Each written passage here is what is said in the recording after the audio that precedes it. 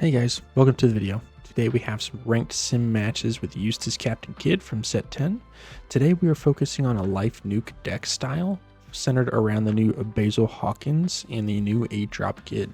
Stay tuned at the end of the video for the deck list, and let's go ahead and get into those matches.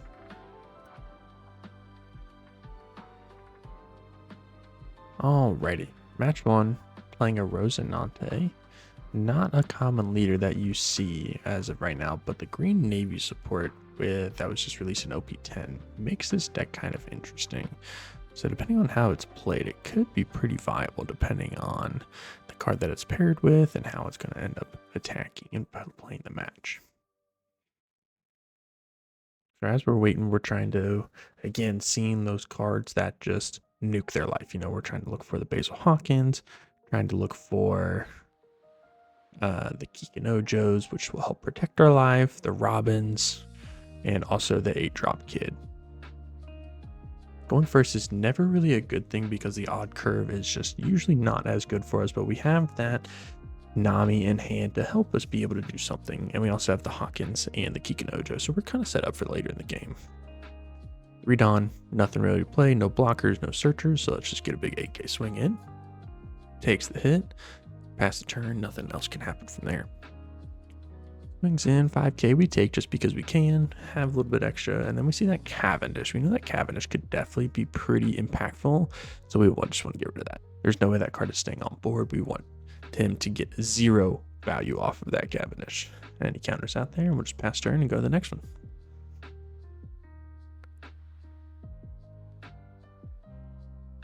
All right, from here, he drops down the Smoker, which is the new OP10 Punk Hazard card, which can make it pretty interesting. And we'll take another hit from there. We'll search with Luffy, and we'll just grab a Trafalgar Law here. And then I think we're just going to get 2 big swings in here, a 7 and a 5, and then we're going to drop down that Basil Hawkins and potentially go ahead and make it a blocker here just because we don't have anything else to... You know, we can't, it doesn't hurt to make it a blocker already. And we can see there that we got a Robin on top life. So if we had a blocker to be able to take that life, we could possibly take that trigger and throw out a blocker, but nothing there. So the threat of the Basil Hawkins blocker is out there, but then he drops a Sugar. Sugar is a very good card to be able to just rest that and really be able to pressure my board if there is no answers to that Sugar if it stays on board long enough. Trying to go for the Nami, but I think we want to keep that Nami around for a little while. And another 7k swing with the Smoker going into life. Don't really want to waste 2 2ks on that, so we'll go ahead and let the Nico Robin go. And now he gets a 3,000 worlds and is able to place a card of 5 cost or less on the bottom of my deck. And he decides to bottom deck the Basil Hawkins. Not a bad choice. 9 on turn. Have a couple different options that we can do. Start with a 5k swing in. Again, that Sugar right here is still going to put pressure on us because anytime we drop that character in, it's going to put pressure and rest something else. 6k swing in. And now we're going to drop the Eustace Captain Kidd. On play, it already rests itself, so we get the ability to bypass that with at least the Kidd. We're going to get a draw off of the Kidd, and we're going to be able to restand it and make it a blocker as well. And we'll get rid of the Kikanoja, because at this point, we don't really need it for this matchup anymore. And here we see a Red Rock instant bottom deck.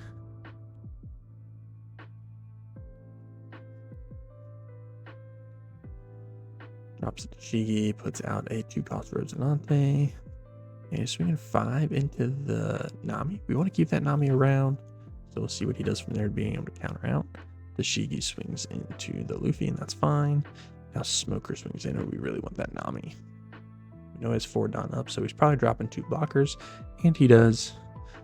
So we can see what our next steps are from here.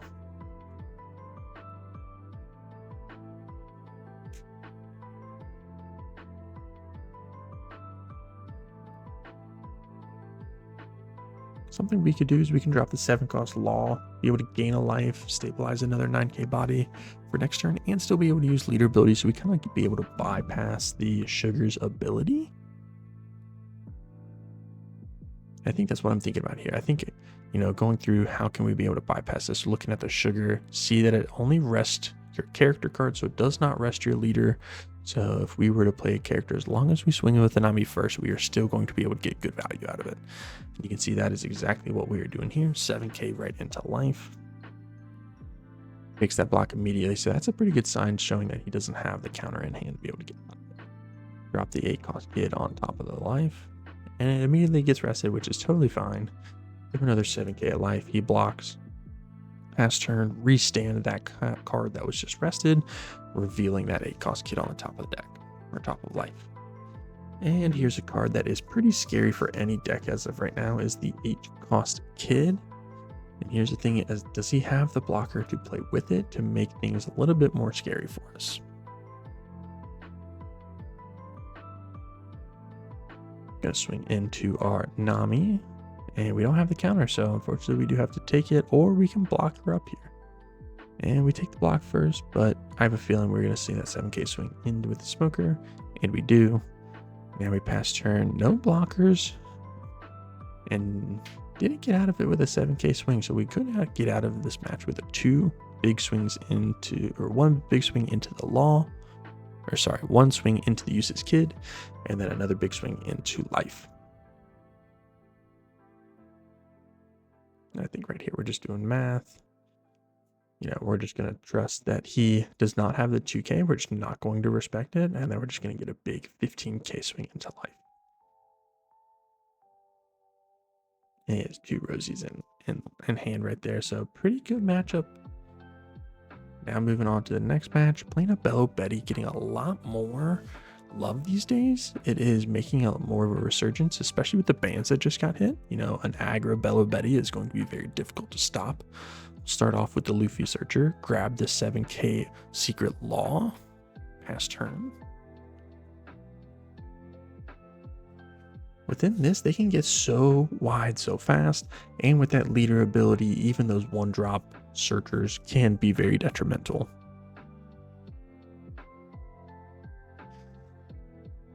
Three Dawn here, we are going to swing in with the leader.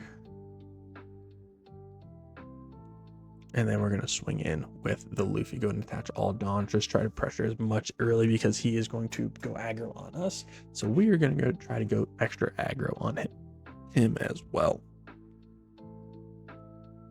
Drops 2 different koalas.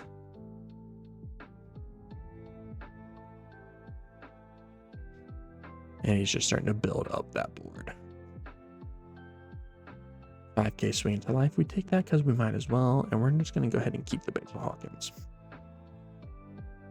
Drew into a Nami, which makes things interesting for us.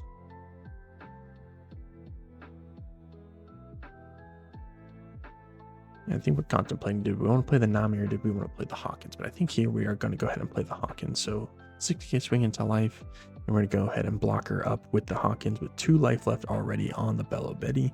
Makes things a little bit more interesting.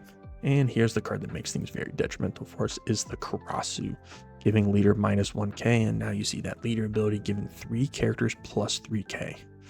So now those 2k power cards are now 6k powers, and makes things very difficult for us. We're going to go ahead and block her up the first one with Hawkins, trash that top life, and he swings 6k into our now 4k. Now we get 6k swings into life. And now we see the Nami there, and now we have a chance to get rid of that Karasu. So we're going to go ahead and trash the Kikunojo and KO that Karasu, which is absolutely massive for us. Getting that Karasu off board as soon as possible is going to be, you know, vital to winning this matchup. Now let's go ahead and heal a little bit. Let's go ahead and stabilize, and let's just go ahead and go right back into life.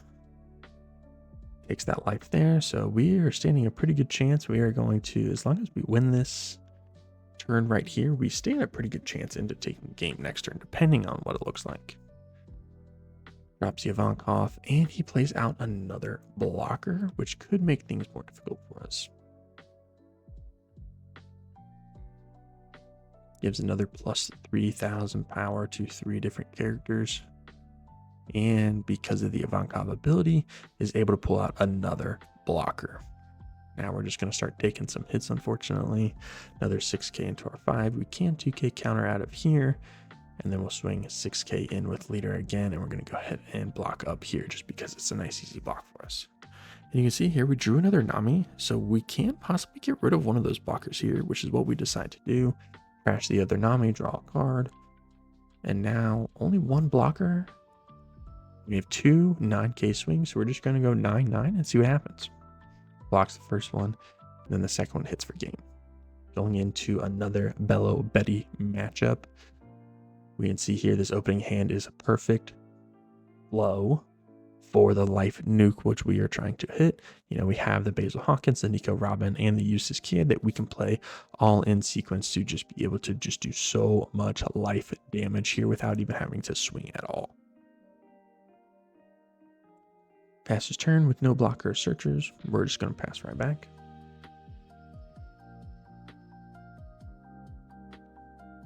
You can see this Bello Betty is already playing a little bit of a different list and gets that event searcher, the stage searcher out of their search with the Bello Betty searcher.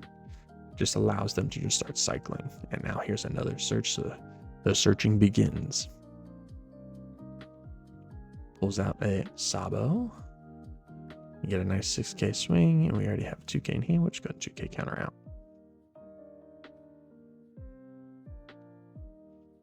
5k swing into life, and we're just going to go ahead and drop down that Basil Hawkins and start the cycle of the 4-6-8 life nuke combo.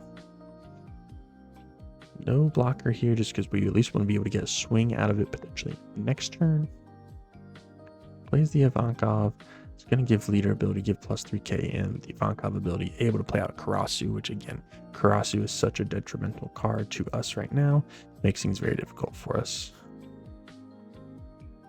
5k swing. We still have 5 life, so we're fine with taking it. Trigger out the Kikunojo, which is huge. Another body on board. And another 6k swing into life, which we can take. Now here, we're just going to play the Nico Robin first, trash that top life. And we're going to go 5-5-6. Actually, we're going to start clearing some of these blockers so they can, or these searchers, to make things a little bit more difficult for them to be able to swing into life with. Takes another life. And now we will be able to restand the Basil Hawkins. And on that first swing, we're just going to try to block it and get that last life into trash, making things a little bit easier for us to be able to handle.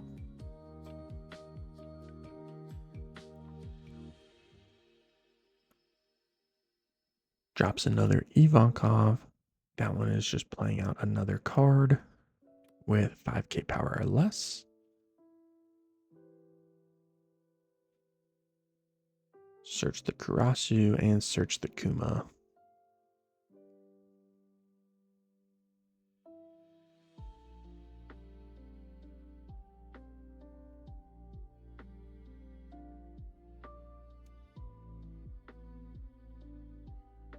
Now we're thinking here, if he does not swing into life, we can go ahead and play the ACOS Kid next turn and still end up trashing that top life and being able to get 4 swings into life to just put so much pressure on them.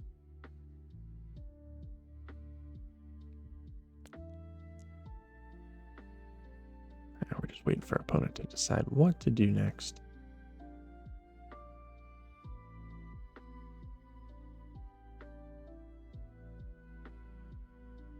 Honestly, at this point now, this is not a good spot for this Bello Betty. They kind of have to either block her up or be able to swing pretty big here. Now they're going to swing into the Kikunojo, which, you know, not a terrible decision, but we're going to go ahead and still KO the Basil Hawkins, trash that top life. We'll let the Kikunojo go. We'll go ahead and gain a life off of it. And then a big 7k swing. We can go ahead and take that because it's no problem here. Now they have no life, no blockers, and we're just going to load up the Nico Robin and swing big into life. 14k, and that takes it. Going into the final match, we are playing a purple Kaido, which is not a deck you also see very often anymore. Go ahead and keep this just because we have 2 Hawkins, a Nami, and an 8-cost kid, and you can see that top deck is also a Kikinojo. We're starting off with a pretty good hand. Things that we are wanting to see to be able to start off really strong. And you can see we pull that Nico Robin off of the top life and just start the combos from here. Swing 5k in with lead. We're going to go ahead and drop out that Basil Hawkins. No blocker effect yet, just so we can go ahead and get a swing with it and not have to worry about flipping over our top life. Swings 6k in. We're going to go ahead and give a 2k counter out. And it looks like he is just trying to ramp as fast as possible. So here we're going to go ahead and trash with the Nico Robin. Swing 5k in with the Basil Hawkins and 5k in with the leader. Then might as well go ahead and restand that Basil Hawkins and get some more pressure on there to be able to trash another life.